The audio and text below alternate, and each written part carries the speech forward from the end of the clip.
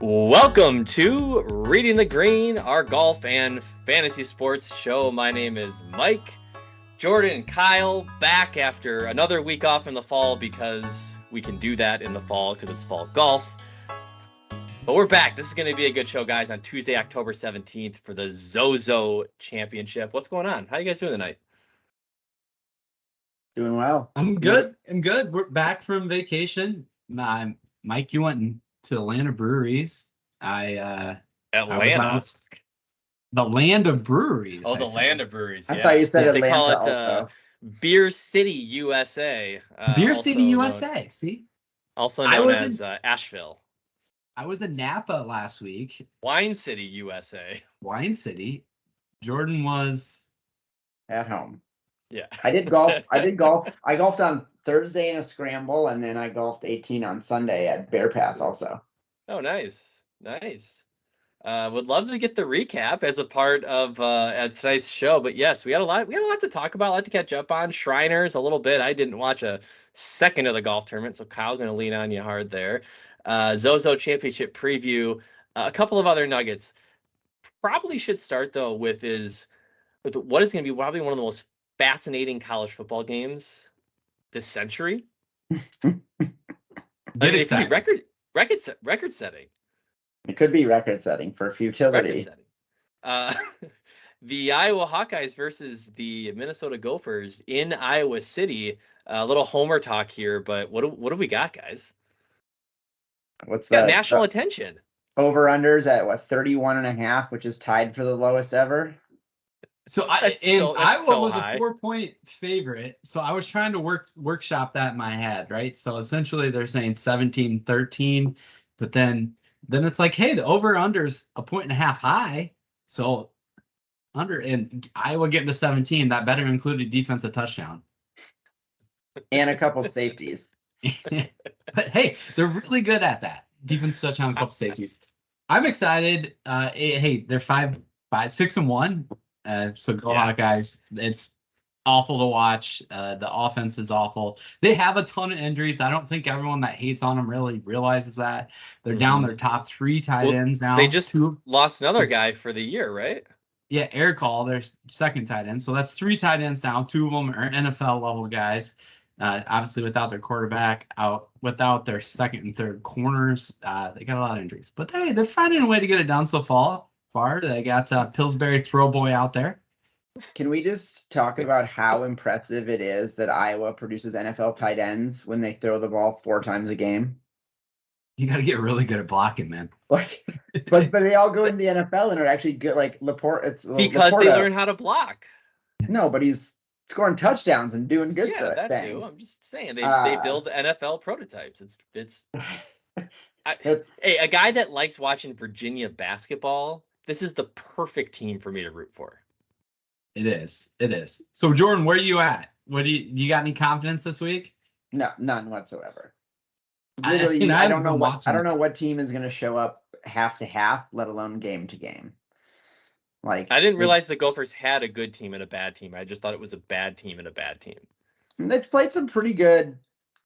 Yeah, like Northwestern, they were killing them for 3 quarters, and they gave up 21 points in the 4th quarter.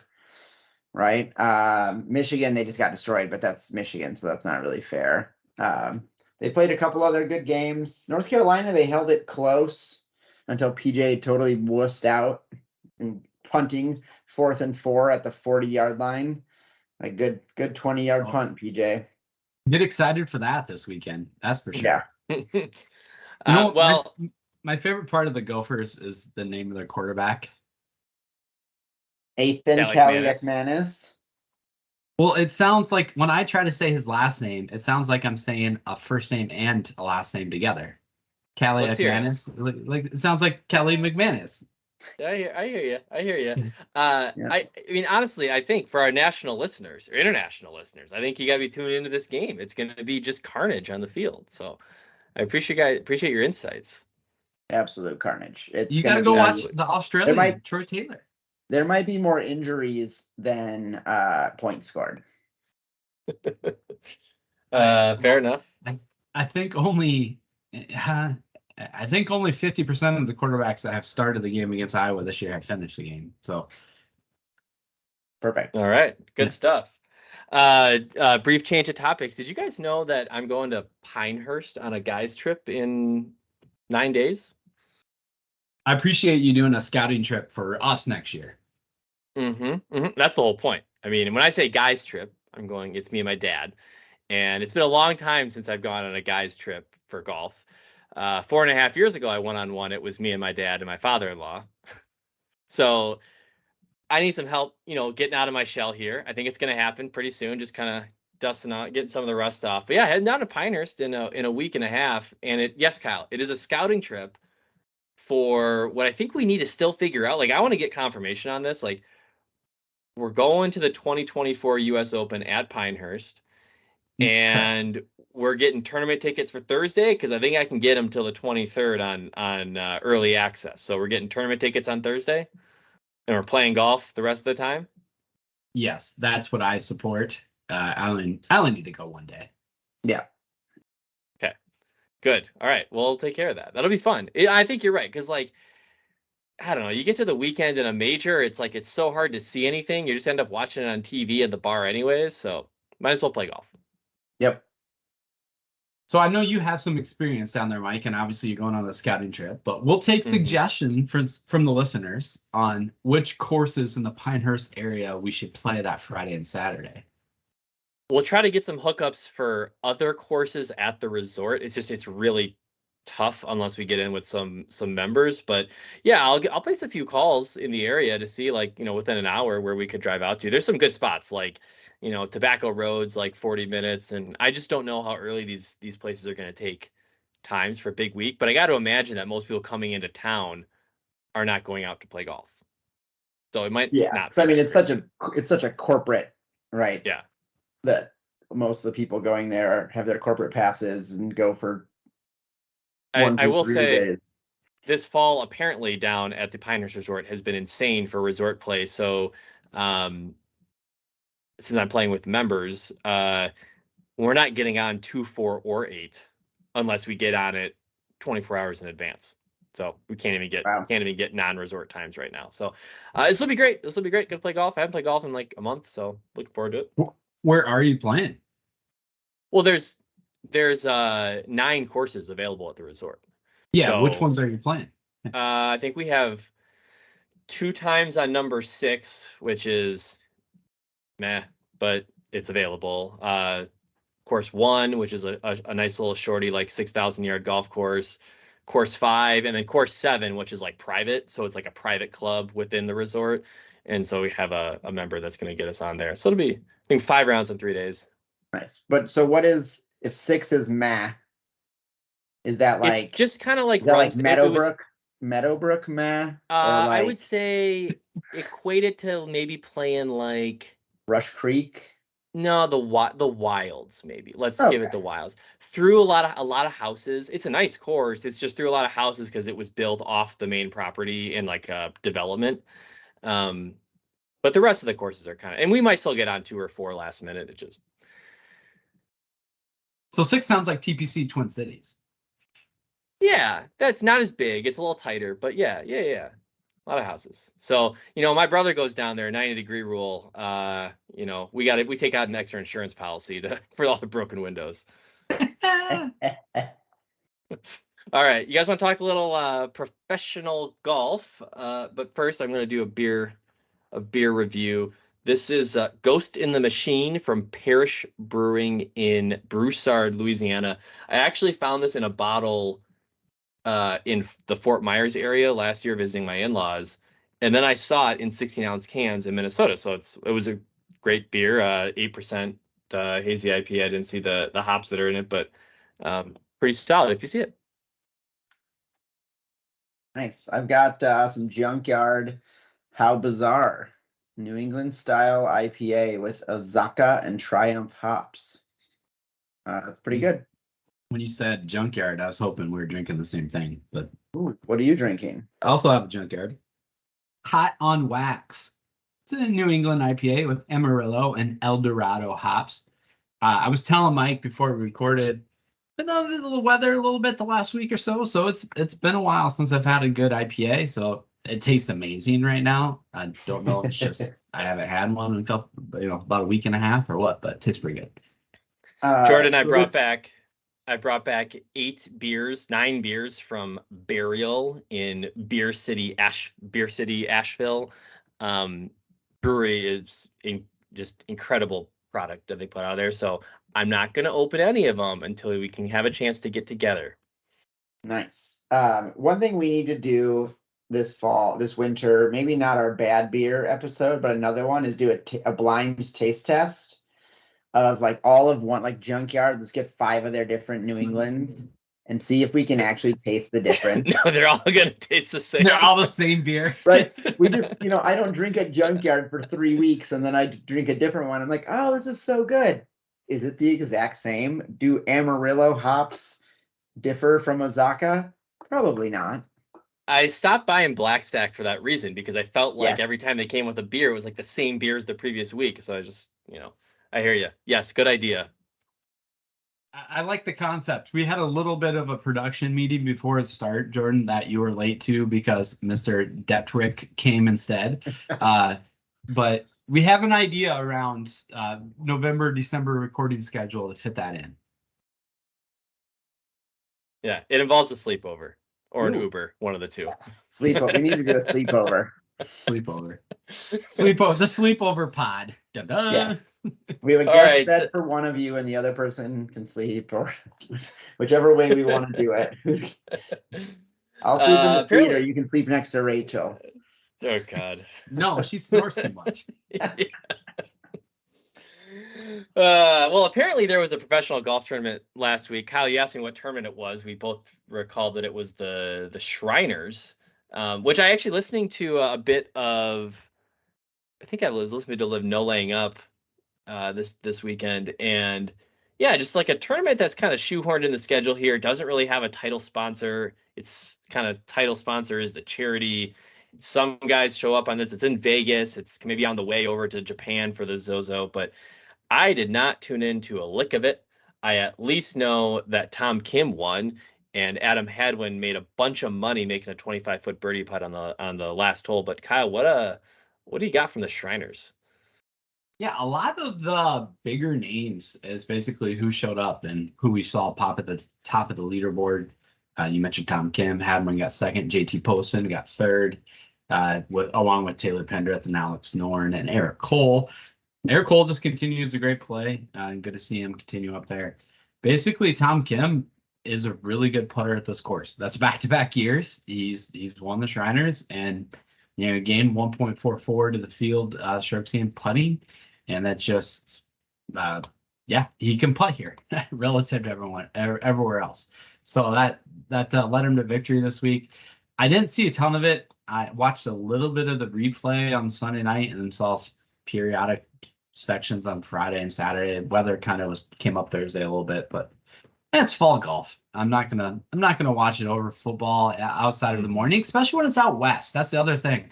Like the best part, like I love getting up Thursday and Friday, having your first cup of warm beverage and for an hour and a half before work, and there's golf on. Not when they're out west. Come on. No.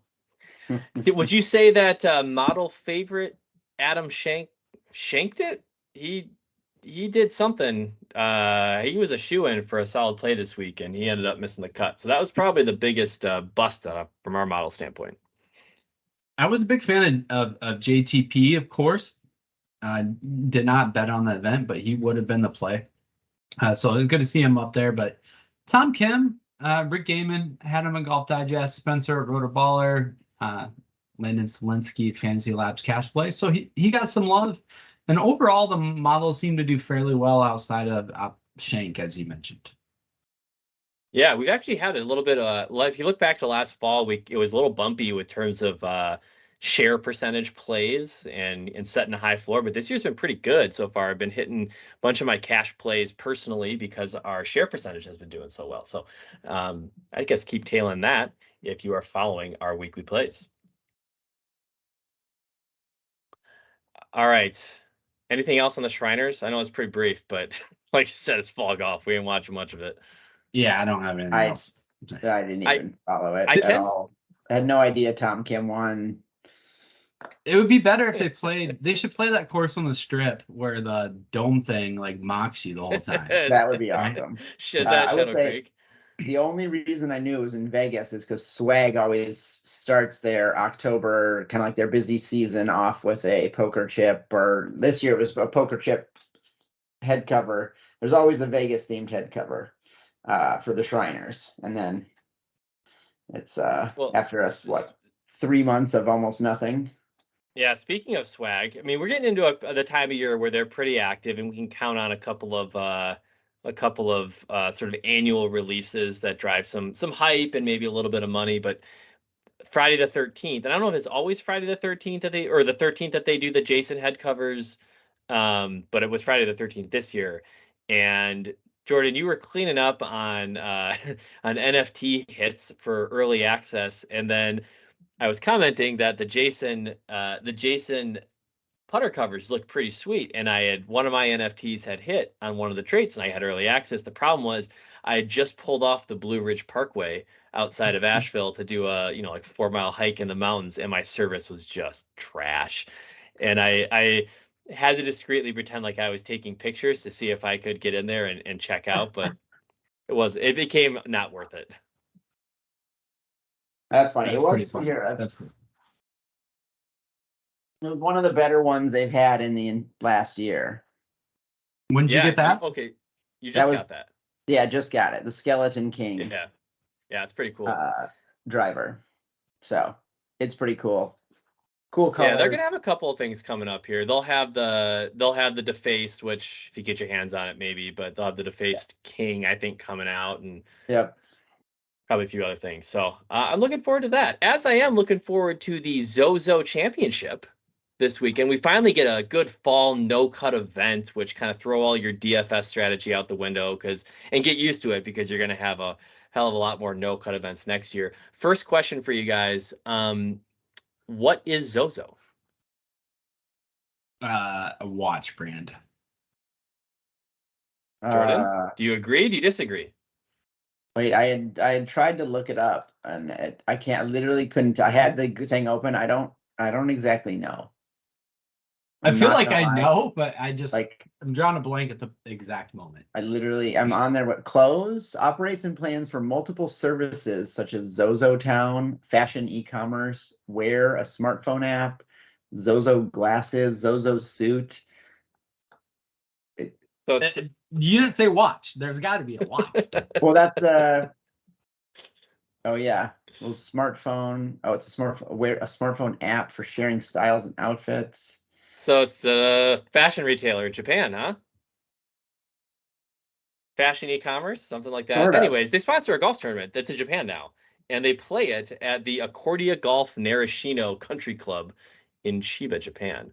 Last year, Keegan Bradley won as he started his quest to make the 2023 Ryder Cup team, which ultimately fell short. I'm sure we'll talk about that.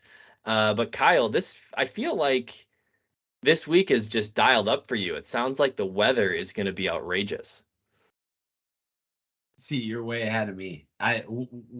You have to fill me in on the weather here, Mike. I don't know what you're talking about. They're talking sustained 20-mile-an-hour winds throughout the week, starting like Thursday afternoon, 30-mile-an-hour gusts. This just feels right up your alley to find a weather advantage. I like it. I'll have to dig in more to the weather. I can't say I have the apps ready to rock for Japanese weather analysis on my phone, so I gotta dig in a little bit. I'll get a tweet update out. So do you have a read on what it takes to play well at the Narashino Country Club? Well, I think the issue is this week there's not a whole lot of data out there, right? You have we've had 4 iterations of the ZOZO so far, but they've taken place at different courses because of COVID. So we only have 4 rounds of data at this course. So one event. Last time out, distance was king. It had, according to Rick Rungood, it had the second highest correlation of distance to success on the PGA Tour. Also, strokes gained around the green. So basically, it was kind of a bomb and gouge approach the last time around. We'll see if that plays out. Maybe the wind plays into it a little bit, but you kind of got to pick a lane. It's such a small field. You're going to have to really go with the consolidated player pool when there's only 78 people, no cuts. So based on what we got, I like bomb and gouge, distance and around the green. Is Mike, this? Oh, yeah, Jordan. Can I tell you that I had to Google it because I thought you were saying the Maraschino Golf Club? And I was like, is that where the cherries are from? Because I know cherry blossoms are Japanese. Maybe maraschino cherries. It's Narashino. Yeah, it is Narashino. I'm not sure what Accordia is. Accordia Golf, Narashino Country Club. Is this one of those weeks where you guys are going to have a bunch of narrative lineups of Japanese players that you've never heard of because, hell, they just got to play good in their hometown? Well, I mean, you do have 9 guys like special exemptions, which creates, nearly 25% of the field. So there's certainly some guys that I think you have to keep your eye on from the Japan Golf Tour. Takumi Kanaya, for example. The last 7 times out since the Open Championship, and he did play in the Open Championship. 2nd, 7th win, 16th, 16th, 3rd, and 27th. Incredible. So he was #1 amateur in the world for 55 weeks. So I think that he's only $7,200. You could go worse places this week. $1,700, huh? $7,200. All right. Well, the model doesn't start with the Takumi Kanaya, but Kyle, do you want to give us a little bit of rundown of what we do see so far? So far, we have Adam Svensson, 8,200, 50% of the mention share, but really strong in MPI. Next, Cameron Davis, 9,500, 50% of the mention share, and 71 on the MPI. And then we have a quad sum at 40% mention share, which works out. Cameron Champ, Colin Morikawa, Keegan Bradley, Xander Schauffele. From those, Keegan is favored by the MPI, 84 so far. We will caveat this, as we're going to sound like broken records this fall, but a lot of people are taking the fall off, y'all. So it's a little bit of slimmer pickings from our content perspective than we would like. Which is why we're taking most of the fall off also. Well, Jordan's taking the equal amount of time off as he does all year. Yeah, Mike and Kyle have taken an extra day or two here and there, but yes, it's obviously, I think honestly it's a lot of the DFS content creators, they do more than just golf, and the ones that do just golf hold true to their normal cadences, and the ones that don't just do football content. So I'm sure it'll turn back around once the tour picks up again in January, but for now we go with what we got, and what we got is Adam Svensson, and I like Adam Svensson this week. Top of the power index so far. I'm sure that will stay pretty consistent. He's played pretty well last 3 weeks, top 20s. I mean, going all the way back to the BMW Championship. I don't think he made the Tour Championship, but T15, T16 at Sanderson Farms, T18 at Shriners, gaining across the board. Gaining off the tee, I think that sets up pretty well for a golf course like this one.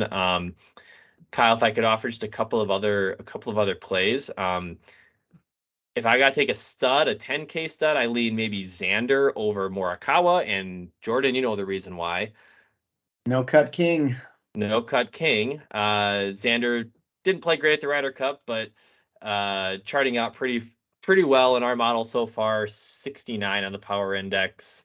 40% mention share. I like Xander in 4 guaranteed rounds, and then another here we go again. Now I get to sound like a broken record and just mispricing on Tom Hoge at 7,800. He doesn't deserve it in this field. I mean, even Eric Cole is 8,900. So Tom Hoge, we get him coming off, yes, a miscut at the Shriners. He was awful, but he did finish T13 at the Sanderson, and then he was T14 overseas at the BMW PGA Championship. So maybe I'll go back to my guy Tom Hoge. And the last thing I'll say is I'm going to fade Keegan Bradley on the Revenge Tour this week and defending his title. I think it's going to be a common theme this fall because you have guys going in and out. But again, the pricing, I know we talked about this last time. It's just a little wonky on things. Cameron Davis has been playing great golf. So we said he's 9,500 this week, 50% mention share. I like him. He's coming since the 3M Open, since our favorite golf tournament, 10th, 7th, 6th, 40th, 3rd, and 7th. 3rd and 7th the last 2 weeks. So great form coming in. 9,500 in this field probably makes some sense. But you go down to Cameron Champ at 7,100, and yes, they're both named Cameron. Thanks, Jordan. But they're both distance-based golfers. Cameron Champ has been 9th and 18th the last 2 times out. Not as long a run and not as great a golfer overall as Cameron Davis, but that just seems $2,400 difference. Seemed like a lot. And of course, that's set up for a bomb and gouge type round. Exactly. So speaking of the bomb and gouge too, I do like Minwoo Lee this week, 9,100, 30% mention share. I think that's somewhere I'm going to start a lot of lineups and maybe get a little bit of an ownership break. But Rick Gaiman over at Golf Digest is big on Minwoo this week. And if I'm driving to Iowa tomorrow, boys, so if I get to the border before tee time, because it does start tomorrow night, everyone get your lineups in, I'm probably going to throw some money down to Minwoo. He is coming off the win on the Asia Tour at the SJM Macau Open. So he's got some win equity coming in. I don't know. I think I've heard a lot of buzz about Minwoo Lee, and I do like the price at 9,100. Like that's just kind of under the radar pricing for a guy that's been playing pretty well overseas. Kyle or Jordan, anyone else that you're gonna put into a DFS lineup this week? Wait, do I have to submit one since I turned on the no? I was looking at on here Aaron Baddeley, pretty high up on the chart for the first time probably ever, and it made me think about the 3M Open because I saw him a few times out there and his gaggle of family following him. I think he's got 4 or 5 kids. I think there were 2 boys who both had hair longer than he does, running around, and then his semi-attractive wife chasing all of them. So my play here is Aaron Baddeley. He won't be distracted this week because his kids will be in school. I probably need to do we need to do a little bit of reading here. Maybe Kyle will check in on why we get a plug from Jeff Ulrich over at DK Nation, as well as Matt Vincenzi, of why they like Aaron Baddeley this week. Jordan, how many cuts has Aaron made in his last 5 events? In the last 5? Mm-hmm. Well, has he? I've paid 0 attention to the last. I know. I'm just take a guess. Let's say he's made 5. He's made 1. Okay, it's either real high or real low. He's made 1. It was a T7 at the 3M Open, but he has basically played no golf and made no cuts since May of last year. Perfect. He's going to make the cut this week. So the reason Matt over at Fantasy Labs in his GPP play articles goes is he is the value target listed for strokes gained putting on bent grass greens.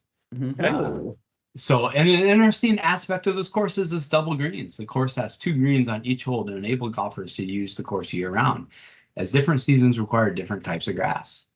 The green complexes themselves are quite tricky, and good bent grass putters should have an advantage. So the high-end target there is Keegan, mid-range Eric Cole, and value Aaron Baddeley. He is strokes gained 7th on strokes gained putting bent grass. Thank you, Kyle. Good stuff. Jordan, it's a great place to save some salary, and he's going to play 4 rounds. That's the best part. I knew he was a good bent grass putter. That's right. Kyle, do you want to run through tiers really quick? While I cue that up, I think one person I want to talk about, since we didn't, and I feel like it's natural given where we're playing, is Decky. Do you know his history at ZOZO? Is it Well, so-so? no, he's got to win. I just can't remember if it's in Japan or not. Last year he finished 40th, which in this field wouldn't be great. No. He did win. He did win in 2021, but I'm curious of where that one was. That was played in that was Narashino as well. Sorry, no, 2022 is when he won. No, That was I'm last sorry. year. Just a disaster over here. I've tried to navigate data golf. Why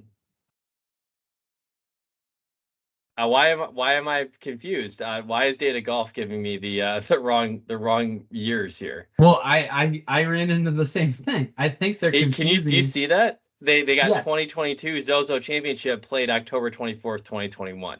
So he won the 2021 ZOZO Championship. Probably because it was part of the 2022 season. This That's whole why. number 2 thing is getting to us that we talked Right, about. there you go. So he did win, and that was in Japan at Accordia Golf Narashino, and he did win there. Yes. Tiers, yes. Looking at tier 3 this week, I think it's an interesting conversation. You have Keegan Bradley, who obviously has won in the past here last year. We had Eric Cole, who's been hot as hot can be. Sahith won last time we saw him out, and Thomas Dietrich, probably not getting as much look there as the rest of those guys. Keegan's leading the way in mention shares at this point and MPI. I think it's tough for me to go away from Keegan, just knowing the motivation behind him. And yeah, I feel like he's going to come out wanting to prove he was left out. But Eric Cole, Sahith, that's a very tough decision. But I'm going to lean on the data, lean on the model. I'm going to go Keegan. Do you think he's got something to prove? You think he said, those guys will feel bad if I come out and win the ZOZO? Zach Johnson's gonna call me and tell me he was wrong, and no. But hey, he's done it here before. I'll give him some data. Not a bad play. I just don't buy the revenge tour. I think Keegan seems like the kind of guy that's just he's gonna, if anything, he's gonna do this just to start earning points for 2025. Exactly. So that he could get left out again. Yes. So yeah, because they don't need to change the decision process for the United States. No. It works just perfectly. Yeah, just European. All right. Well, that's the ZOZO. What else you got? Last night on the ZOZO, did you? I should have had this in front of me. Colin has been over there, and him and Colin and Catherine Morikawa visited.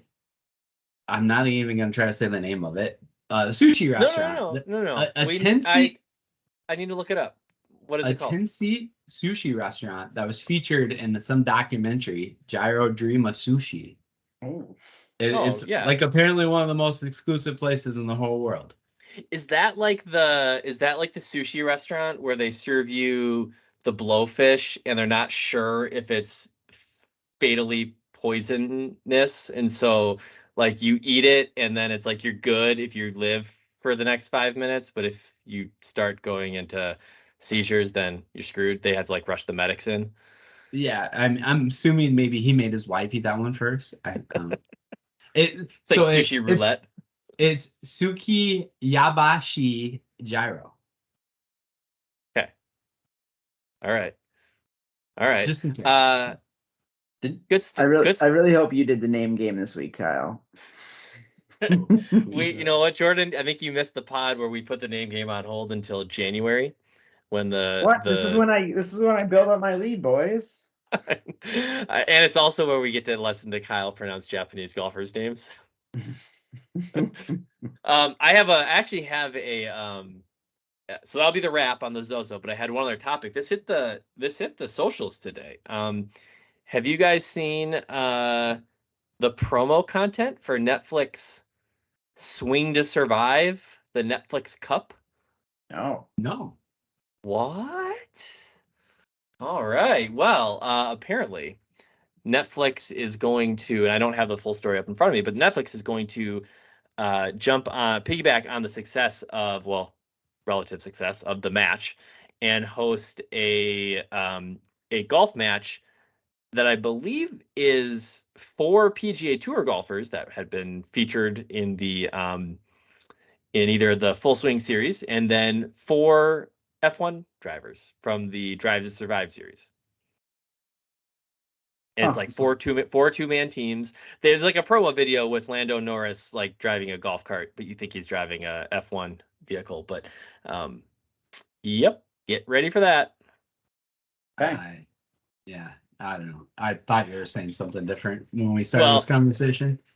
Similarly, have you seen on the socials all the signings of these guys to TGL, the golf league? Is that what it's called? I did see that. Starts in January. Where are you at on that? Like, I these mean, guys Alex are joining Morgan. it. Alex Morgan's part of LACC. She's part of the membership group there. My gal. I mean, go LACC. My gal. Yeah. I don't know. I think it'll be fun. It'll be a time. It'll happen at a time of the week where we never get to watch golf. Yeah. What are they doing? Monday, Tuesday nights, whatever. Something like that. Yeah. That's perfect. And it's not I mean, there's not football. It's after, it starts in a period of time that there's not a whole lot of competition. It's just all these guys that are talking about how good it is for the sport and growing the game and blah, blah, blah. And yet these are all the same people and I know this is like, it's like the antithesis of live golf. Like, it's not even trying to be real golf. I get that. But these are all the guys that like just crapped all over golf for entertainment's sake. And here we are doing like the most ridiculous. It won't be as ridiculous as, have you guys watched like the Nickelodeon golf stuff? No. Okay. Well, that's really stupid. I think this will be slightly less stupid. I mean, yes, it's team, but I don't think there's any comparison to what Liv is doing. The Liv's crap. I was gonna say, I hope they actually like have them mic'd up and can hear them talking. They better have them mic'd up. If they don't have them mic'd up, have beaters on the side, right? Like, they will. They're at Top Golf hanging out and competing. It's essentially top. I mean, it's like a stadium. There's live people, and they're going to be like hitting stingers into a screen and like trying to do weird stuff with their shots. It's nothing. It's like we're hanging out at a simulator. Like, it's like getting to watch. Except we're trying to hit good shots that look like weird shots. Yes. Like, try to hit it over top of the simulator and put a hole in the country club ceiling. I don't know who does that, but somebody here might. Well, you know what? I love your simulator coming as a left-handed swing, Kyle, when you're swinging right-handed, because it's so bad. Simulator. I'm excited for simulator season. It's right around the corner. All right. Well, a couple of good headlines to check out. Maybe a little bit of good golf this weekend with the ZOZO. At least we're going to win some money. That's what I look forward to.